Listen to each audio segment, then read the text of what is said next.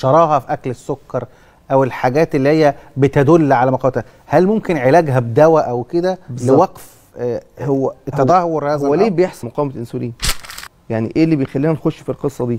طبعا الحركه اللي بدات تقل، ما عدناش بنتحرك زي الاول، مجهودنا الحركي اقل. كنت معتاد ان انا بمشي 10 دقائق ربع ساعه كل يوم، قلت. الشغل المكتبي بقيت اقعد فترات طويله ما بعملش اي مجهود.